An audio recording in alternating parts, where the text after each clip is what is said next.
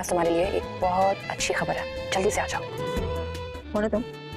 راز کی بات بتاؤں، آنے والے وقت کا وزیر اعظم۔ لیٹسٹ ایپیسوڈ میں بھی شبرا کے سامنے فضل بخش کا راز نہیں کھلا۔ وہ سب کچھ جو ہمیں لگ رہا تھا کہ شاید اس ایپیسوڈ میں فضل بخش کی حقیقت شبرا کو پتہ چل جائے گی اور شبرا غصے میں اسے ایک تھپڑ بھی مارے گی، تو یہ ساری چیزیں فضل بخش کا صرف اور صرف خیال تھیں اور کچھ بھی نہیں۔ آنے والی ایپیسوڈ میں ہم دیکھیں گے کہ شبرا اور فضل بخش کی بانڈنگ بہت زیادہ اچھی ہو جائے گی اور وہ دونوں ہی ایک دوسرے کو پسند بھی کرنے لگیں گے۔ فضل بخش شبرا کو پرپوز بھی کر دے گا اور شبرا بخوشی مان بھی جائے گی، لیکن یہاں جیسے جیسے یہ ایپیسوڈز آگے بڑھ رہی ہیں فضل بخش کا راز ایک نہ ایک دن کھلنے ہی والا ہے اور وہ وقت اب قریب ہو چلا ہے۔ آنے والی ایپیسوڈ میں ہی ہم دیکھیں گے کہ شبرا کو لے کے جب فضل بخش باہر جائے گا تو مہرین اسے دیکھ لے گی، اور مہرین جسے شروع سے ہی فضل بخش کی ایکٹیویٹیز پر کچھ شک تھا اور وہ فراز سے بار بار اس حقیقت کو جاننے کی کوشش کرتی تھی اور اس سے پوچھتی تھی کہ مجھے پتہ ہے کہ تمہیں بہت کچھ معلوم ہے اور تم مجھے بتا نہیں رہے۔